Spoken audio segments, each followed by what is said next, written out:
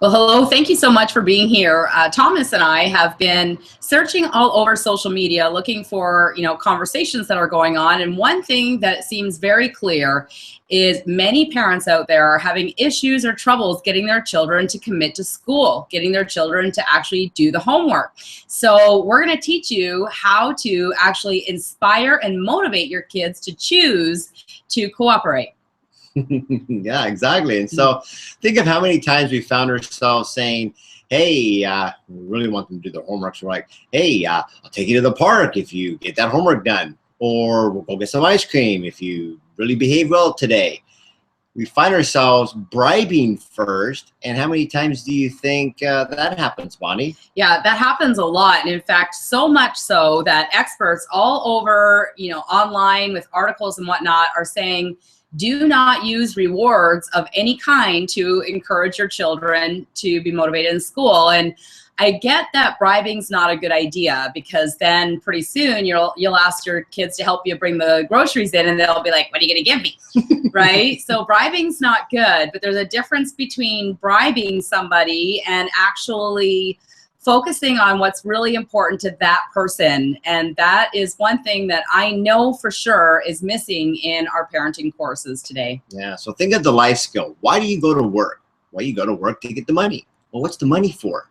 The money's so I can go on vacation, or I can go on that trip, or I can buy this. See, that's your drive inside to go work those 40, 60 hours a week. Why? It's because it's important to you on that goal. And see, that's what's so key, is that we want to get into the kids and have their goal be their drive. So you're waiting to see something that they are really anxious about, they're excited about. I want a bike. Love for you to have the bike. And what you do is you show them what has to happen first. So when they do those things, that's when the bike will begin to show up. Just like the life cycle of when they actually enter the world of entrepreneurialism or getting a job, is the same pattern. And to do it any way else will definitely lead to a disorder or a dis-ease. Absolutely. And so what comes to my mind right now, and we only have a couple minutes to share with you on this video, but what comes to me right now is the bike. My kid would say, Mom, I want a new bike. I need a new bike. All my friends have new bikes. And so I would run out and get the new bike. And then I would threaten my kids with, if you don't, do your homework, I'm going to have to take away the bike. And exactly. I would tell them all the things that they would lose if they didn't do their homework. But there is a fine line, a razor's edge difference sometimes, well, most of the time, between success and failure. So can you tell me what I was doing wrong in that circumstance? Well, you were starting off at a 10, and they're only putting out a 5. And so you had to take away 5 from 10 to meet them at the 10. So you gave them more. Then you said, well, I'm going to have to take something out to match them.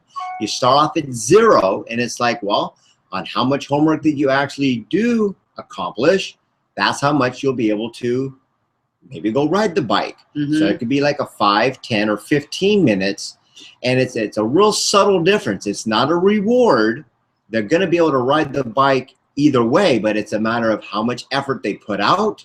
It's how much they actually receive. And that's the razor's edge difference. Yes, that is so powerful. So when you're talking to your child today about homework, ask your child what's really important to them. Is it they want to watch TV, they want to play a video game, they want to play with their friend, and then have the homework match their privilege, really. It's not like you're bribing them with a reward, but they're earning their privileges just like you and I do. So when you show me this much effort, you can have 10 minutes. You can show me this much effort, you can have 30 minutes. And if you show me this much effort, you can have an entire hour. The results are completely up to you. And that leaves you, the good guy. You're there to guide your child to the best results. However, if your child chooses only 5 or 10 minutes as that's what he's working towards, he chooses bare minimum, you have to let them experience bare minimum. Now, and it's tough not to want them to do more or chastise them in a way of going, well, that's all you're going to do? Yeah. That's not the way to go.